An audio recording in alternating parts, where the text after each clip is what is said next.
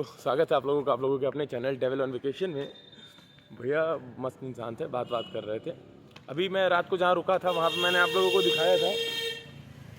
ज़्यादा मतलब आवाज़ पता नहीं क्यों मेरी रह के बहुत ज़्यादा स्लो हो जा रही है। माइक लग रहा है बहुत ज़्यादा ख़राब हो गया है, लेकिन कोई दिक्कत नहीं। हाँ, टाइम हो रहा है 6:30 और मैं निकल चुका हूँ त्र्यंबकेश्वर के लिए। तो अभी हम त्र्यंबकेश्वर चलते हैं, वहाँ पे देखते हैं कि त्र्यंबकेश्वर में क्या क्या कैसे कैसे हो सकता है। और सबसे ज़रूरी, कल रात को उस बंदे को आप लोगों ने देखा था कितना बुरा उसके संग हुआ है। भाई ऐसा नहीं होना चाहिए किसी के संग भी। भाई बंदा लिटरली 4-5 बार मेरे सामने रो दिया था उसको। अब सच बोल रहा झूठ बोल रहा वो अलग मैटर है। मैटर ये करता है कि बंदा किसी और के सामने अगर अपने फैमिली की बातें उठा रख रहा है और रो रहा है ना, तो कुछ ना कुछ ज़रूर बुरा हुआ है उसके साथ। बाकी अभी चलते हैं त्र्यंबकेश्वर की तरफ। त्र्यंबकेश्वर यहाँ से 40 किलोमीटर है, तो अगर गाड़ी मिली तो फेयर इनफ, नहीं तो उससे चलेंगे, लिफ्ट लेकर चलेंगे। लेकिन जल्दी से त्र्यंबकेश्वर पहुँच के वो करना है, स्नान करना है गोदावरी नदी में, क्योंकि गोदावरी वहाँ से ही निकली है, त्र्यंबकेश्वर से ही। वहाँ पे स्नान करना और वहाँ से स्नान करने के बाद सीधे जाना हरिहर फोर्ट। हरिहर फोर्ट जाकर अगर सब कुछ सही रहा तो आज शाम तक वापस यहाँ आ जाऊँगा, और अगर नहीं सही रहा तो फिर वहीं रुक जाएंगे कहीं ना कहीं, और फिर कल सुबह आएंगे। सनराइज़ हो रहा है, सुबह सनराइज़ देखने का मज़ा ही अलग है। भाई अब तो नींद ही नहीं आती, 6:30 बजे डेली नींद खुल जा रही है। वो बहुत अच्छा हो रहा है मेरे साथ, क्योंकि धूप लगने लगती है जब ना, तो हालत ख़राब हो जाती है। मैं मंदिर के पास आ गया। बाकी यहाँ पे अगर आप एक दिन के लिए आ रहे हो तो आप यहाँ पे बैग रख सकते हो, जैसे कि अपना लॉकर टाइप होता है, लॉकर पे अपना बैग रख सकते हो, और बैग रख के फिर आप पूरा सब कुछ एक्सप्लोर कर सकते हो। एक्सप्लोर करने के बाद वापस से बैग लेके शाम को निकल सकते हो नासिक के लिए आप। भाई मंदिर बहुत खूबसूरत लग रहा है, ये देखो आप। 8वां ज्योतिर्लिंग मंदिर है ये अपना, 8वां ज्योतिर्लिंग मंदिर त्र्यंबकेश्वर मंदिर है, और बहुत ही ज़्यादा खूबसूरत लग रहा है, बहुत ज़्यादा खूबसूरत, क्योंकि पीछे इसके पहाड़ है। अभी हम जहाँ चल रहे हैं नहाने के लिए, कुर्वक पता नहीं क्या नाम है, वहाँ पे जा रहे हैं नहाने के लिए। नहाने के बाद, स्नान करने के बाद आके मंदिर के दर्शन करूँगा, और फिर चलेंगे हरिहर फोर्ट पे। और फिर मैं मंदिर के अंदर आपको कहानी आगे बताऊँगा कि यहाँ की कहानी क्या है। यहाँ पे लोग गंजे बहुत ज़्यादा हुए पड़े हैं। भैया ये जो जगह है जहाँ पे हम स्नान करते हैं उसका नाम क्या है? खुशावर्ती कुंड। खुशावर्ती कुंड। यहाँ पे हंस क्यों रहे हो? ये मेरा भाई मुझे देख के हंस रहा है। लोगों कहते ही हंसते हैं, ये भी देख के हंस रहा है। तो हम लोग खुशावर कुंड के पास आ गए। खुशावत का मतलब आपको पता है, इसको खूश कहते हैं हमारे यहाँ पे। आपको क्या क्या कहते हैं इसको? गर्भ, गर्भ, दर्भ, दर्भ। हमारे यहाँ खूश कहते हैं इसको। तो उसका जो हमारे गौतम ऋषि थे, उन्होंने इसको बांधा था ना, गौतम ऋषि ने इसको बांधा था। अभी हम चलते हैं उधर, मैं आपको इसको एक बार दिखाता हूँ। एक ब्रह्मगिरी से यहाँ निकली, और यहाँ के बाद फिर कहाँ गई भैया? पंचवटी। यहाँ के बाद नाम क्या आपका? सागर। तो सागर भाई मुझे देख के हंस रहा था। मैं आपको एक बार कुंड दिखाता हूँ, यहाँ लोग स्नान करते हैं।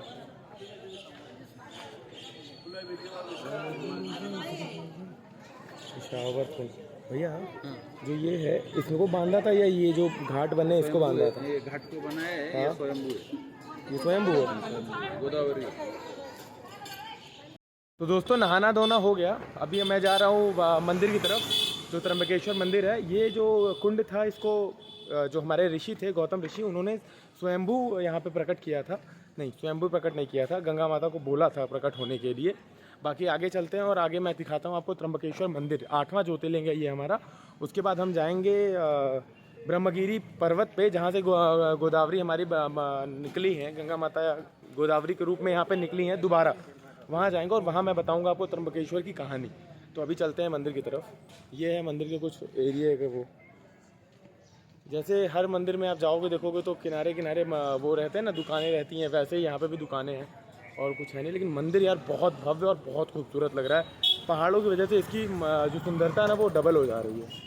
वो देखो मंदिर का शिखर। चलता है मंदिर की तरफ आगे। तो दोस्तों हम लोग का दर्शन हो गया। दर्शन होने के बाद अभी हम चल रहे हैं बाहर की तरफ। तब तक मैं आपको एक बार अंदर से दिखा देता हूँ मंदिर हमारा है कैसा। बहुत ही खूबसूरत काले पत्थरों से बना हुआ मंदिर है। अभी कहानी इसकी मैंने आपको नहीं बताई है, कहानी मैं जब ब्रह्मगिरी पर्वत की तरफ चलूँगा तब बताऊँगा। अभी बस आप मंदिर देखो। इधर आप देख रहे हो, यहाँ पे वो होता है पिंडदान, वो सब होता है। काल सर्प दोष को भेजा जाता है। ये देखो मंदिर का वो है, शिखर देख लिया तो सब देख लिया। ये है त्र्यंबकेश्वर मंदिर।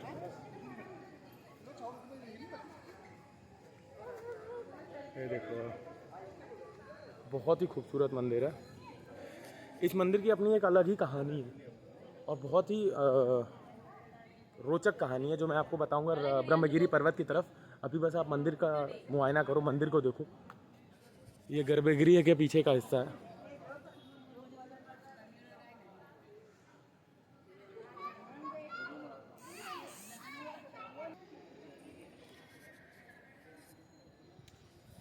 जो भी लोग भोलेनाथ को वो करते हैं उसकी वो यहाँ पे उनको जो जल से नहलाया गया था अभी गोदावरी के गंगा जल से, मतलब गोदावरी जल से, उसे उसकी वो ये कर रहे हैं।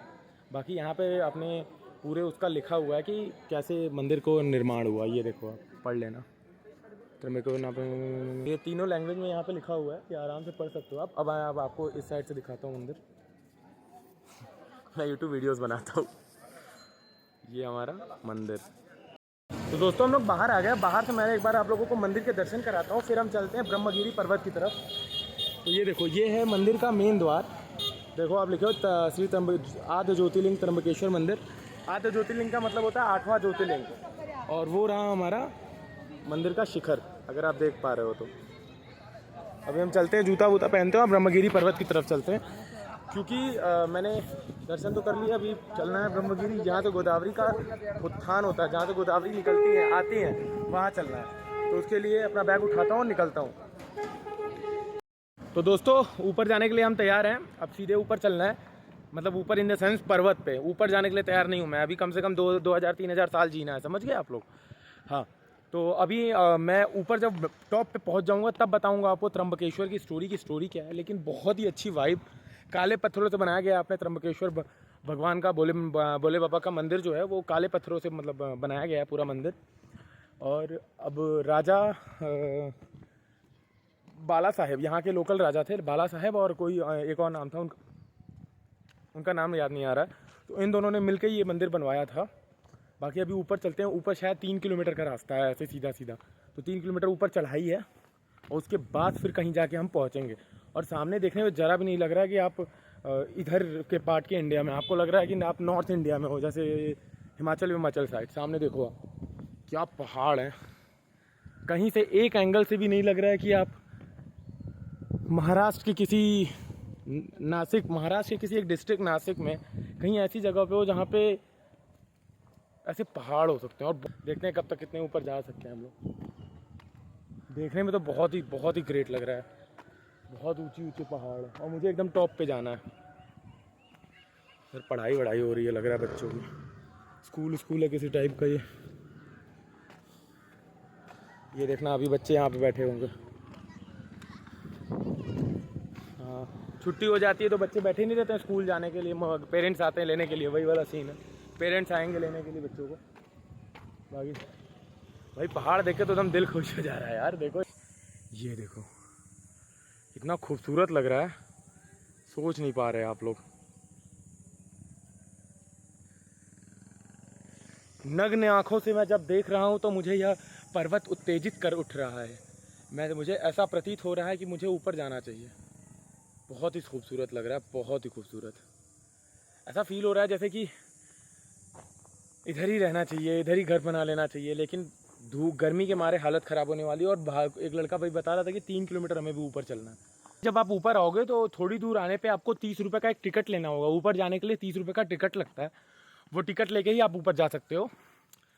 बाकी उन्होंने बताया कि सीधा 3 किलोमीटर चढ़ना है और फिर 3 किलोमीटर उतरना है। यानी कि आपको 3-3.5 घंटे लग जाएंगे ऊपर चढ़ने और उतरने में। तो चलो,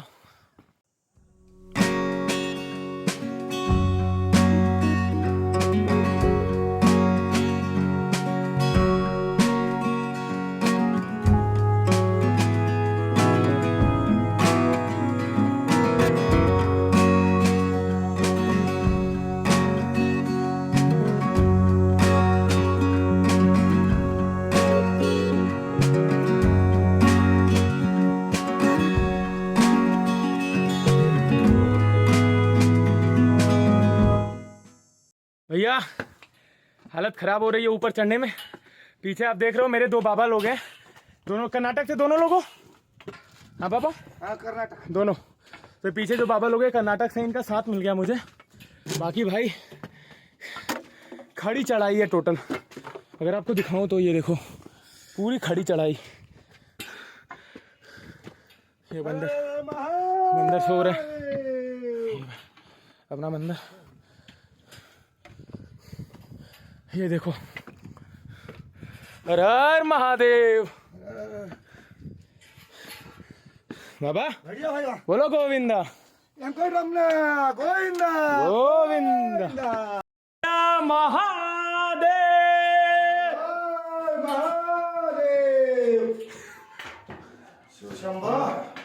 काशी विश्वनाथ गंगे।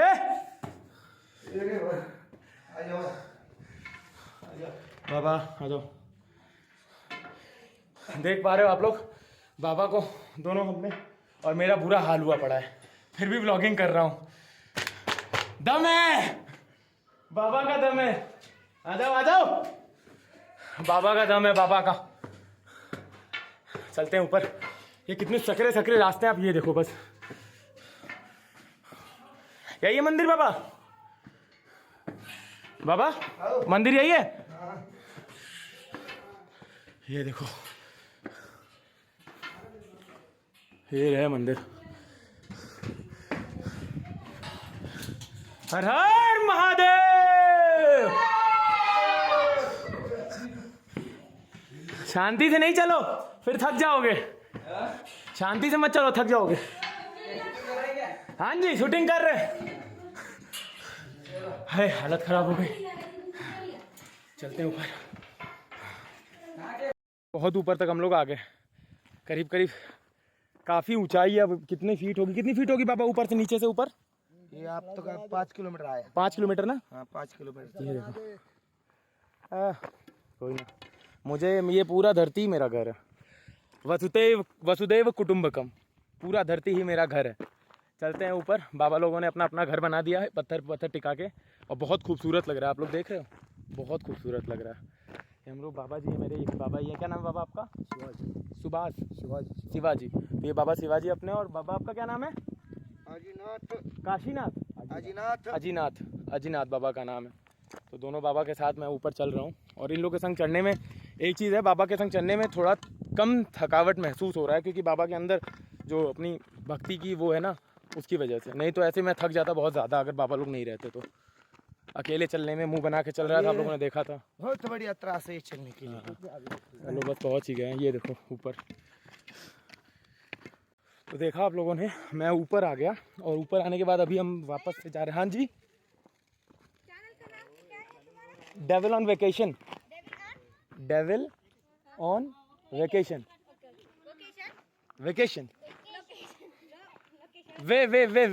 वेकेशन। तो 2 बहनें हमारी पूछ रही थी कि भैया आपके चैनल का नाम क्या है। बाकी अभी हम चल रहे हैं वहाँ पे जहाँ पे शिव जी ने अपनी जटा से गंगा मैया को गोदावरी के रूप में दोबारा प्रवाहित किया था। आगे कहानी मैं आपको बताता हूँ, हमारे त्र्यंबकेश्वर की कहानी की। कहानी कैसे ये 8वां ज्योतिर्लिंग यहाँ पे अस्तित्व में आया। तो बात आती है जब हमारे ऋषि गौतम यहाँ पे हुआ करते थे। तो ऋषि गौतम के साथ और भी ऋषि यहाँ हुआ करते थे। तो ऋषि गौतम यहाँ पे पूरे जो त्र्यंबक पर्वत है, यहाँ पे सूखा पड़ने लगा था। तो ऋषि आत्मा, हाँ मैं बताऊँगा अभी वही।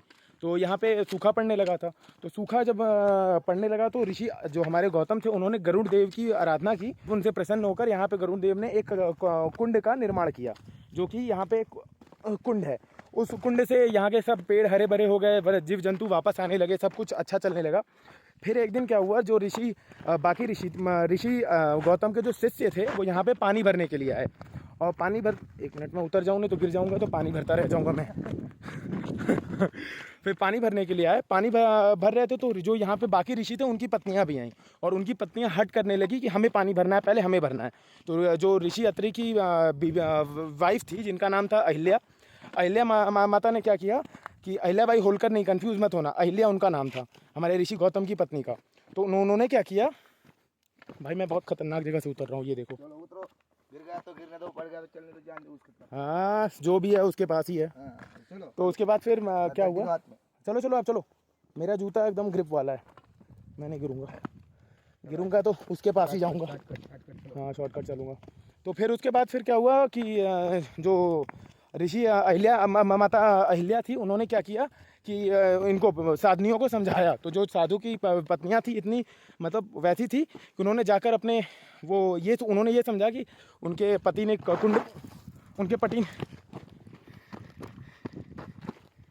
उनके पति ने कुंड बनवाया है, तो ये अपने पति के कुंड का वो कर रही हैं, मतलब अपना दिखा रही हैं। उसकी वजह से उन लोगों ने जाके अपने पति से और दो बातें जोड़कर बोल दी। जो ऋषि बाकी थे उन्होंने मतलब इनके लिए, ऋषि गौतम के लिए ईर्ष्या उत्पन्न हो गई। तो उन्होंने क्या किया, बाकी ऋषियों ने गणेश जी की स्तुति की। गणेश जी आए तो गणेश जी को इन्होंने बोला कि सर हम चाहते हैं कि जो ऋषि गौतम है वो यहाँ से चले जाएं, तो उसके लिए आप कुछ करिए। तो गणेश जी बोलते हैं ये सही नहीं है, जो व्यक्ति तुम्हें पानी दे रहा है, जो व्यक्ति तुम्हारे लिए इतना कुछ कर रहा है, वो उसको ऐसे करना सही नहीं है। तो उन्होंने नहीं माना। फिर गणेश जी ने चेतावनी दी कि इसका अंजाम सही नहीं होगा। फिर गणेश जी फिर भी वो लोग नहीं माने। तो गणेश जी एक गौ माता का रूप लेकर यहाँ आते हैं और धान चुगने लगते हैं, गेहूँ चुगने लगते हैं। तो जो ऋषि हमारे होते हैं गौतम, वो उनको अपने पास बुलाते हैं और खिलाने के लिए, और गेहूँ के एक दाने से उनका वो गाय वहीं पे मर जाती है। जैसे ही गाय मरती है, सारे ऋषि की पत्नियाँ, ऋषि सब वहाँ आ जाते हैं और बोलते हैं कि तुम्हें गौ हत्या का पाप लगा है, तुम्हें अब ये जगह छोड़ के जानी होगी। तो जो हमारे ऋषि गौतम रहते हैं छोड़कर चले जाते हैं, और वहाँ पे जाने के बाद वो कहीं और जाके कुटिया बना के रहने लगते हैं। उसके बाद कुटिया जब बना के रहने लगते हैं तो जो यज्ञ वज्ञ भी करते हैं, तो जो ऋषि रहते हैं उनको यज्ञ करने नहीं देते, बार बार उनको परेशान करते हैं। तो फिर जो ऋषि हमारे गौतम रहते हैं वो पूछते हैं कि मुझे क्या करना होगा, तो अपना गौ पाप धुलने के लिए। तो जो बाकी ऋषि रहते हैं वो बोलते हैं सबसे पहले तुम्हें पूरे ब्रह्मांड का चक्कर लगाना होगा 3 बार, उसके बाद वापस आना होगा। उसके बाद वापस से यहाँ पे आकर भोलेनाथ का पार्थिव शिवलिंग बनाना होगा 1 करोड़ शायद, ऐसे 1 करोड़ ना बाबा 33 कोटि बनाना होगा पार्थिव शिवलिंग। और उसके बाद वापस से तुम्हें पूरे ब्रह्मगिरी का 11 चक्कर लगाना होगा। उसके बाद फिर यहाँ आना होगा और गंगा माता के में स्नान करके उसके बाद वापस से तुम्हें इसका 3 चक्कर लगाना होगा ब्रह्मगिरी का। उसके बाद ही तुम्हारा पाप मुक्त होगा। तो वो ये सब कुछ करते हैं। तो इनसे प्रसन्न होकर भोलेनाथ आते हैं, पार्थिव शिवलिंग से प्रसन्न होकर भोलेनाथ आते हैं कि कौन है मेरा इतना बड़ा भक्त। जब भोलेनाथ आते हैं, भोलेनाथ बताते हैं कि भोलेनाथ से गौतम ऋषि बोलते हैं कि प्रभु मेरे संग गौ हत्या हुई है, तो मुझे गौ हत्या से मुक्त करें। तो भोलेनाथ बोलते हैं कि तुम्हारे संग ये हुआ ही नहीं, तुम्हारे संग छल हुआ है, ऐसा कुछ हुआ ही नहीं था, तुमने कोई पाप नहीं किया। और वो भोलेनाथ क्रोध में आके उन ऋषियों को श्राप देने जाते हैं, तब तक दंड देने जाते हैं। तब तक जो हमारे ऋषि गौतम रहते हैं वो बोलते हैं कि नहीं प्रभु, अगर ये ऐसा नहीं करते मैं आपसे मिल नहीं पाता। तो ऋषि प्रसन्न हो जाते हैं उनसे, अरे भोलेनाथ प्रसन्न हो जाते हैं। तो फिर पूछते हैं मांगो क्या मांगते हो। तो जो हमारे ऋषि गौतम रहते हैं वो बोलते हैं कि मुझे यहाँ पे गंगा मैया चाहिए, अपनी जटाओं से गंगा मैया यहाँ प्रभावित करो। तो गंगा मैया तो पहले से प्रभावित हो रही होती हैं, आप जानते हो कहाँ से। तो यहाँ पे गोदावरी के रूप में गंगा मैया आती हैं। गंगा मैया आने से पहले शर्त रखती हैं कि यहाँ मैं तभी आऊँगी जब भोलेनाथ अपने ज्योतिर्लिंग स्वरूप में यहाँ पे विराजमान होंगे, और साथ ही सारे देवता। तो बृहस्पति जब अपने सिंह राशि में रहता है तो सारे भगवान यहाँ आते हैं। और बाकी भोलेनाथ यहाँ त्र्यंबक पहाड़ की वजह से त्र्यंबकेश्वर शिवलिंग के रूप में यहाँ पे विराजमान होते हैं। ये है यहाँ की कहानी। और उधर कहीं वो मंदिर देख रहे हो, वहाँ से जटाओं से, अभी चलेंगे हम वहाँ पे, वहाँ से जटाओं से अपने गोदावरी प्रभावित की है, मतलब गंगा माता को दोबारा प्रभावित किया गोदावरी के नाम से। ये है हमारा ब्रह्मगिरी पर्वत। तो जो गंगा मैया हमारी है, जिनको गोदावरी के रूप में आप लोग जानते हो, उनका उद्गम स्थान जो जहाँ से वो प्रवाहित होती हैं वो जगह यहाँ पे है। ये देखो आप नीचे देख पा रहे होगे, हल्का सा पानी निकल रहा है। सोचो इसी से पूरी की पूरी गोदावरी मैया कर्नाटक होते हुए अरब महासागर, हिंद महासागर में जाके मिलती हैं। बाकी यहाँ से मैं 1 मिनट, ये हमारे ऋषि वो हैं गौतम ऋषि, और ये उनकी पत्नी अहिल्या माता। अहिल्याबाई होलकर मत समझना, मैं आपको बार बार कह रहा हूँ, अहिल्याबाई होलकर हमारे इंदौर की रानी थी वो महाराष्ट्र की, इंदौर में उन्होंने अपना वो बनाया था। बाकी ये देखो आप, ये बाबा जी गोदावरी मैया ही है, पात्र गोदावरी। क्या लग रहा है यार, ये पूरा त्र्यंबक पहाड़ है, ये तो त्र्यंबक है ना, ब्रह्मगिरी, ये अपना भगवा झंडा। आज इसी के उस पे ही तो पूरा देश मर रहा है। बहुत गर्व होता है इसको देखकर। बाकी अभी आगे चलेंगे हम उस वहाँ पे जहाँ पे अभी बाबा जी ने हमें बताया, और वहाँ पे भी दर्शन करेंगे। वो बोलेंगे कि उतना ऊपर पानी, इतना ऊपर पानी कहाँ से आ सकता है भाई, ज़मीन पे आ सकता है पानी, मैं मानूंगा। ये देखो आप एक बार, अगर मैं यहाँ से दिखाऊँ आपको, ये देखो यहाँ से तो अगर हल्का सा आगे कोई जाएगा तो सीधी खाई है। मैं आगे नहीं जा रहा, लेकिन ये देखो, ये देख रहे हो कितनी ऊपर है। वहाँ से उतना ऊपर आना कितना कितना टफ काम होगा सोचो। और इतना ऊपर आकर भोलेनाथ ने पानी दिखाया, मैंने वहाँ पे भी पानी आपको पीछे दिखाया। और अभी आगे हम मंदिर के पास जा रहे हैं, वहाँ से विलुप्त हुई। उसके बाद शंकर जी यहाँ आकर अपनी जटाओं को खोला, यहाँ पे फिर निकली गोदावरी मैया, गंगा मैया। मज़ा आ रहा है। और अब मैं भी जोगी लोके के संग जोगी बन गया हूँ। ये देखो भाई, बाप रे बाप, सामने देखो क्या खतरनाक वो है, क्या लग रहा है। ऐसी जगहों पे आकर ही तो दिल खुश हो जाता है। ये देखो, ये पूरी खड़ी चढ़ाई है और ये मैं चढ़ने वाला हूँ। उसके बाद फिर वहाँ से बाबा जी लोग से मिलूंगा, वो लोग उधर से जा रहे हैं। भाई बहुत लंबी वीडियो बन गई होगी, लेकिन अब कुछ कर नहीं सकते, बन रही है तो बन रही है। लेकिन बहुत मज़ा आया यार, बहुत मज़ा आया बाबा लोग से पूछ कर, बातें करके, बाकी यहाँ के इतिहास को जानकर बहुत मज़ा आया।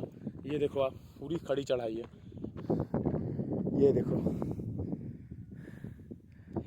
बस मेरे संग एक ही बुरी चीज़ हो रही है कि धूप बहुत है। अगर धूप ना रहे ना तो मैं जन्नत में घूम रहा हूँ, आप सोच सकते हो, जन्नत में। हाय, बहुत अच्छी हवा लग रही है। अभी चलते हैं ऊपर। देखो आप चढ़ाई, तो दिख भी नहीं रहा होगा कि मैं चढ़ के आ कहाँ से रहा हूँ। नीचे भाई बहुत सीधी खड़ी चढ़ाई थी, वहाँ से चढ़ के आ रहा हूँ। बाकी इधर का नज़ारा देखो आप, क्या खतरनाक नज़ारा है।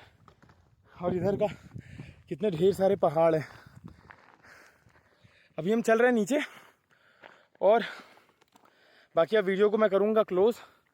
तो अगर आपको वीडियो पसंद आती है, आपको लगता है कि दम है कंटेंट में, थोड़ा कैमरे का प्रॉब्लम है क्योंकि मोबाइल से शूट करने में होता है, तो प्लीज़ सपोर्ट करो मुझे, ताकि मैं और अच्छे कंटेंट बनाकर आपको दे सकूं।